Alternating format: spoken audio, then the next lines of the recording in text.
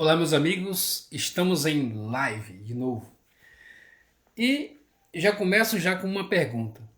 Por acaso você acha que o discurso de ódio, ou a aversão à pessoa diferente, ela é um problema, ou melhor dizendo, ela surgiu nos nossos tempos atuais?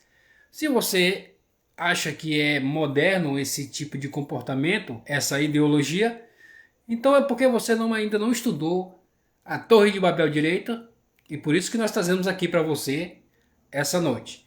Vamos então já dar início à nossa aula de número 19, se não me falha a memória. Aqui em uma live pelo Facebook, Osmundo Castro. Mas essa aula sempre lembrando para você que essa aula ela vai estar no YouTube. Osmundo Castro 40, hashtag Ideologia de Babel. Se você das plataformas de vídeos curtos estiver vendo esse vídeo, esse corte, então quiser essa aula na íntegra, é só ir lá no YouTube, Osmundo Castro 40, o nome e hashtag Ideologia de Babel. Lá vai estar, também vai estar aqui o vídeo aqui no Facebook, mas vamos dar início à nossa aula, certo? Vamos lá então. Ideologia de Babel. Tá, vamos primeiro já adentrar o versículo de número 11. Veja bem, onde começou toda essa confusão.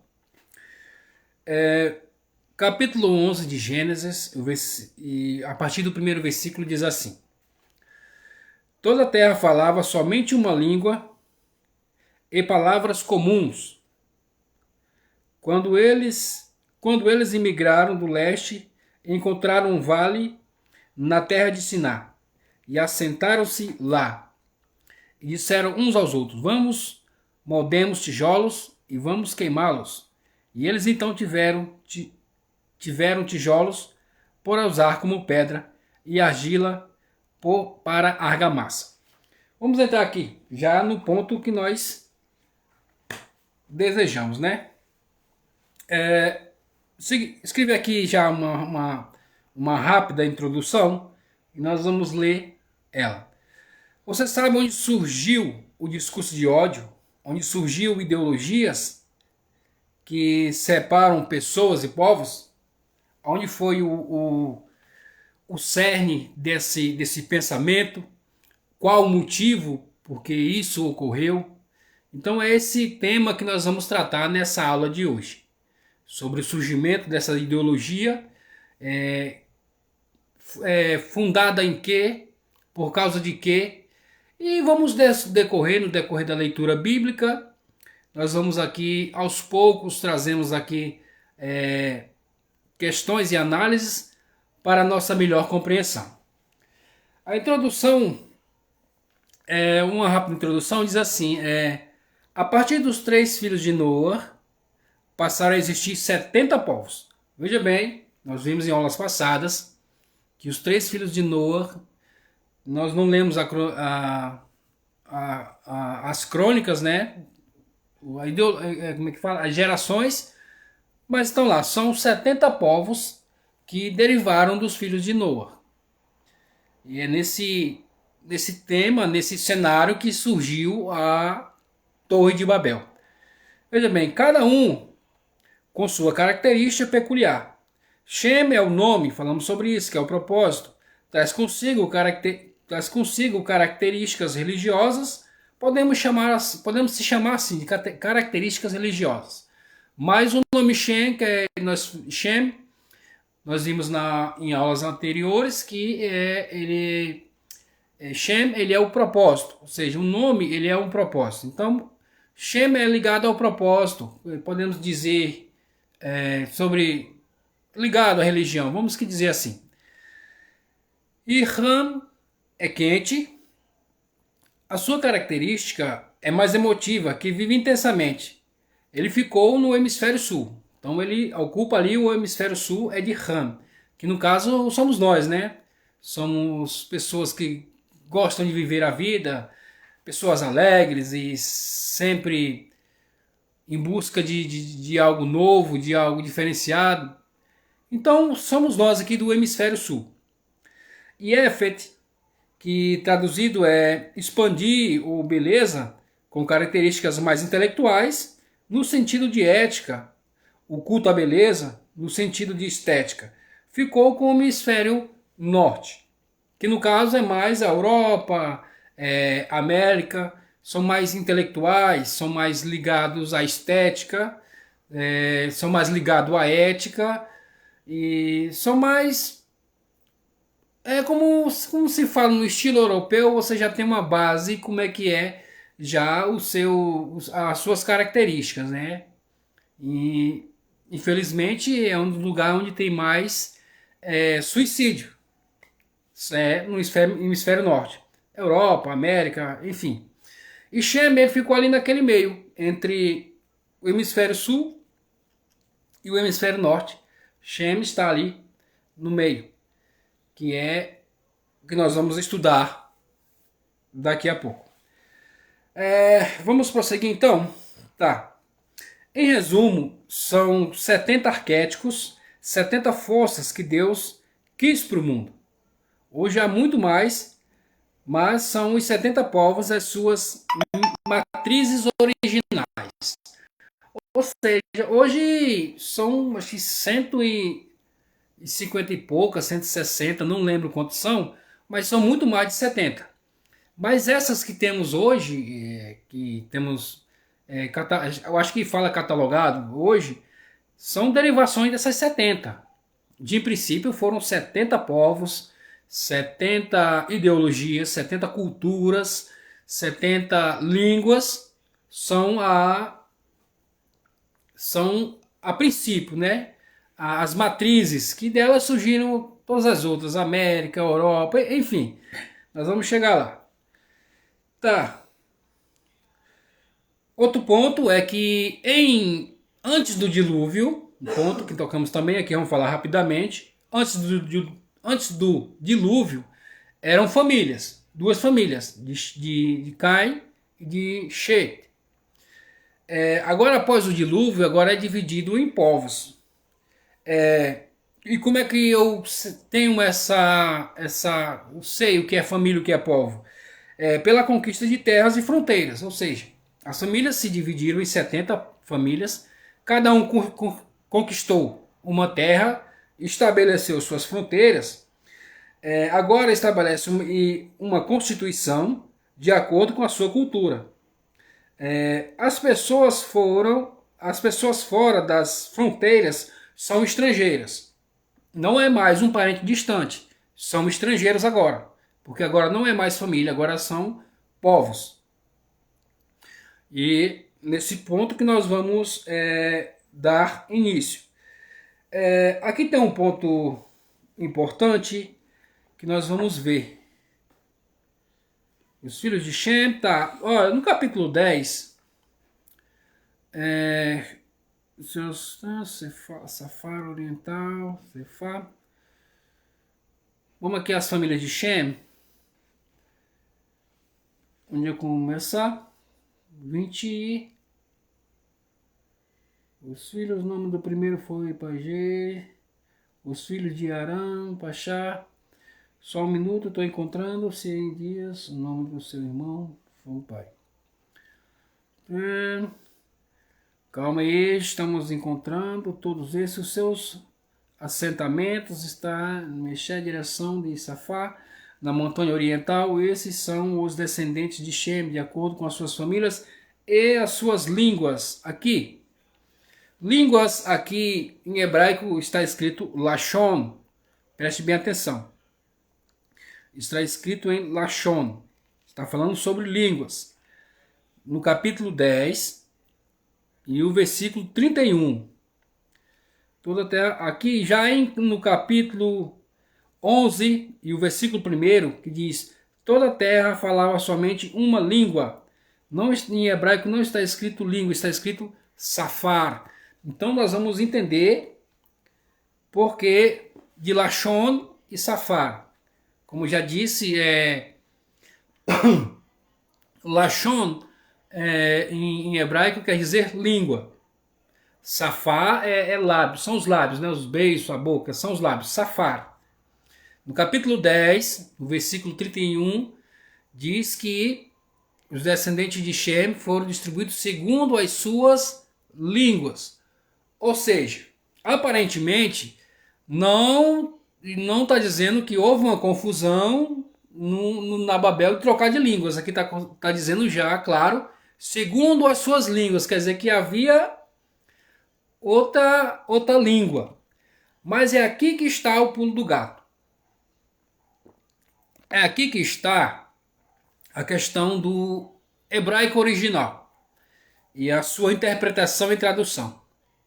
Porque já no capítulo 11, fala, em vez de falar Lashon, fala Safar, que quer dizer lábio. Qual é o entendimento e a interpretação? É quando se fala de Lashon, se está falando de a língua, né, fica dentro da boca, é óbvio.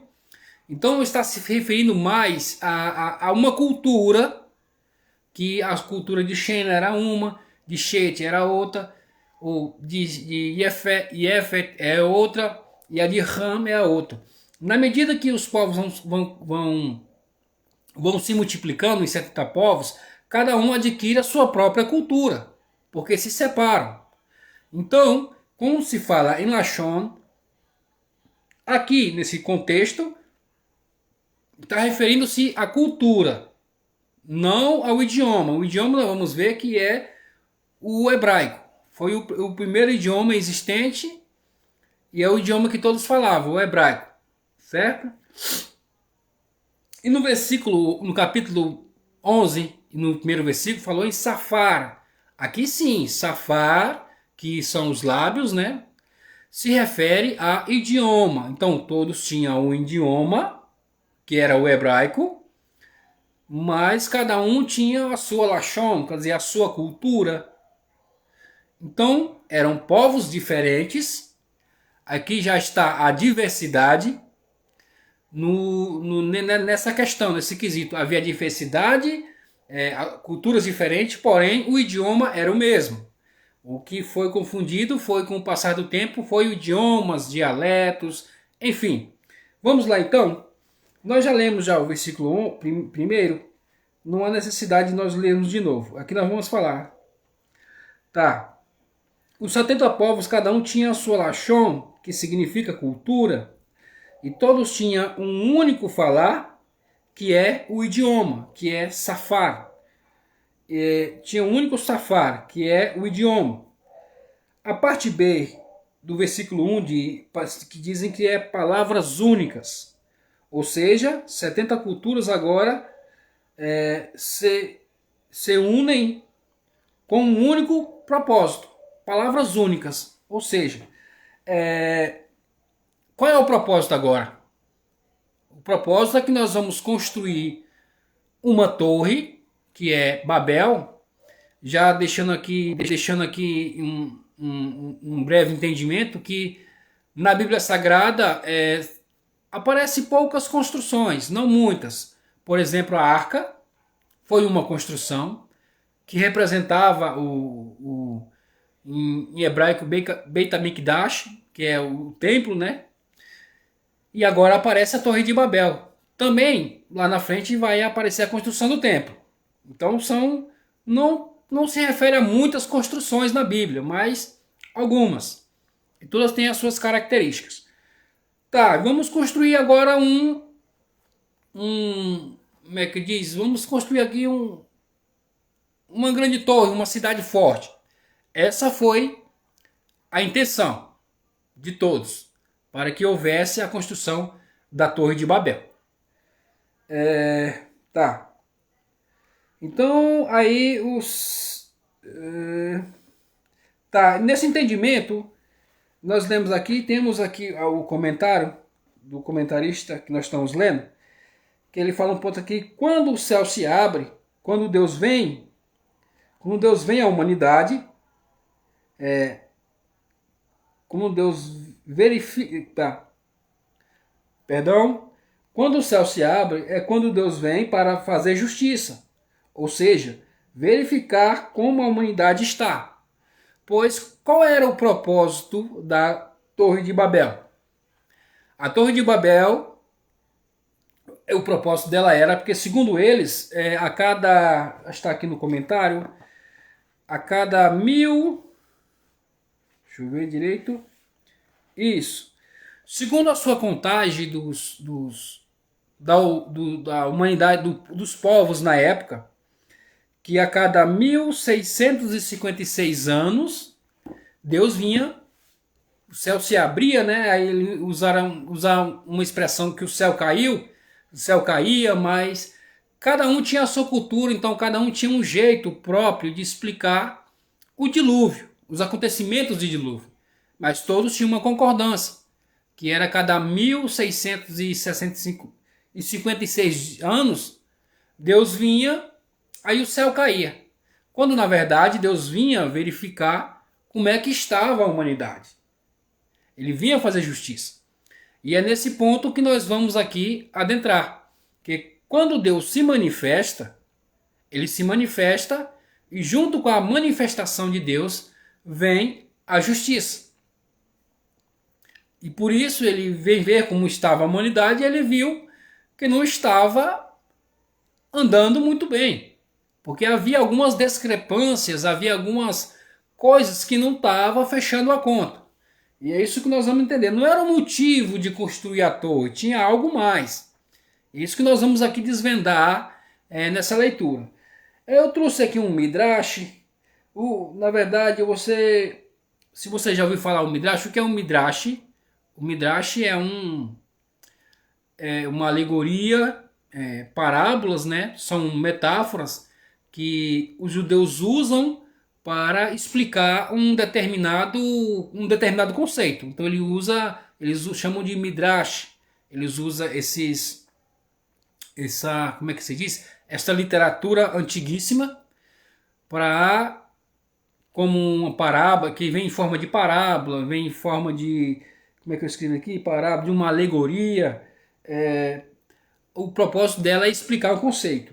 E aqui eles dizem, faz um Midrash muito interessante, que eu até anotei e trouxe para você ver. O Midrash diz assim, que Deus se aconselhou com 4 anjos sobre fazer ou não fazer o homem.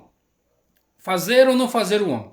Foi o aconselhamento de Deus, uma linguagem de figura, né? Claro, óbvio. Que ele foi se aconselhar com 4 anjos para, enfim, né? Decidir se faria ou não faria o homem. Tá, então ele começou com o primeiro, que é o Hesed, que é o anjo da bondade. E depois ele começou com Emet, que é o anjo da verdade. E com Sedek, o anjo da justiça. E com Shalom, o anjo da paz.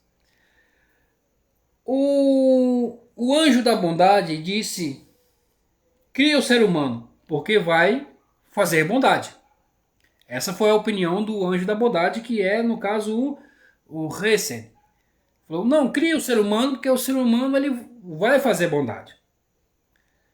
Já o anjo da verdade, disse não, porque o ser humano mente. Então não construa o homem, porque o homem vai mentir. Aí veio o anjo da justiça e disse, sim, pode construir, porque eles vão fazer justiça. Vão fazer boas obras. Eles vão ver pessoas necessitadas e vão fazer justiça e ajudar essas pessoas necessitadas. Então o anjo da justiça foi a favor, para que o homem pudesse fazer justiça aqui na terra. E já o anjo da paz disse não, não faça, porque eles brigam uns com os outros, eles não gostam um do outro, vai ter guerra, não vai ter paz, então não faça. Nesse diálogo, né, ficou 2-2. 2 concordaram e 2 discordaram, que não precisava construir o homem. Lembrando que isso são apenas metáforas. São uma alegoria para explicar um conceito. Tá. Foram 2 contra 2 e Deus criou o homem. Deus criou o ser humano. Deus pegou o anjo da verdade pegou o anjo da verdade, porque o homem mente. Isso. Deus pegou o anjo da verdade e porque o homem mente, jogou na terra. E aqui eu tenho um salmo, Salmo 85, deixa eu pegar aqui. Salmo 85, verso 11. Porque a verdade foi jogada na terra. Muito interessante. Salmo 85, verso 11. Diz assim: a verdade brotará da terra e a justiça olhará desde os céus. Ou seja, isso quer dizer que a verdade está aqui na terra e ela um dia vai brotar. Isso já é uma referência ao Messias. E a justiça está no céu. Ou seja, esses conceitos, esses princípios são princípios celestiais, não são terrenos. Porque você sempre vai ver modificações, alterações, corrupção somente na parte da terra. Você não vê nenhuma dessas frases se referindo aos céus. Porque nós já passamos sobre isso, já lemos, estudamos, que está escrito, e criou Deus os céus e a terra. Ponto. E a terra era sem forma e vazia. Quer dizer, não há uma menção do céu em nenhum, vamos que dizer assim, quesito negativo, somente da terra, sem forma e vazio a terra. O céu está perfeito, do jeito que foi criado e do jeito que vai permanecer. Então, esses princípios, esses conceitos, eles estão nos céus. E nessa alegoria, diz que Deus pegou esse anjo da verdade e lançou na terra para que um dia ele possa brotar. E aqui isso, para que um dia ele possa brotar. Ou seja, o moral da história é que esses são os valores terrenos, que esses são valores eternos, ou seja, esses anjos, eles representam valores eternos. Bondade, verdade, justiça e paz. Porque está na figura de anjos, são usados aqui numa figura de uma metáfora de anjos, porque anjos são eternos. Então, esses 4 valores também são eternos. Não mudam. Por esses anjos serem princípios que não mudam, porque são constantes. O homem ele não é constante. Esse é o grande detalhe. O homem ele não é constante, porque uma hora ele fala a verdade, uma outra hora ele mente, já é uma inconstância. Uma hora ele pratica justiça, outra hora já não pratica justiça. Uma hora faz bondade, outra hora não faz. Uma hora está em paz, de repente no estalar de dedo, numa conversa que você não gostou muito de uma palavra, já está em guerra. Então o homem é inconstante, os anjos são constantes, são eternos. Quando Deus joga a verdade na terra, está mostrando que da terra brotará a verdade, e não do céu. A justiça, a paz, a bondade está no céu. Ou seja, a humanidade vai se consertar na terra, por isso só com o Messias que vai acontecer esse conserto. Agora tem algo interessante aqui também, que eu escrevi. O homem consegue ter essas mesmas virtudes aqui na terra, não ao mesmo tempo, mas consegue. É o que eu disse para você, por nós sermos constantes, nós conseguimos ter essas mesmas virtudes, mas não de maneira permanente, como os anjos. Não ao mesmo tempo, como Deus. De maneira, nós não por exemplo, eu escrevi aqui até um exemplo, bondade e justiça é impossível de fazer ao mesmo tempo. A bondade e a justiça, são princípios que, para nós seres humanos, é impossível nós realizarmos ao mesmo tempo. Ser bondoso e fazer justiça. Não conseguimos. Ou primeiro nós fazemos uma bondade, depois nós fazemos a justiça.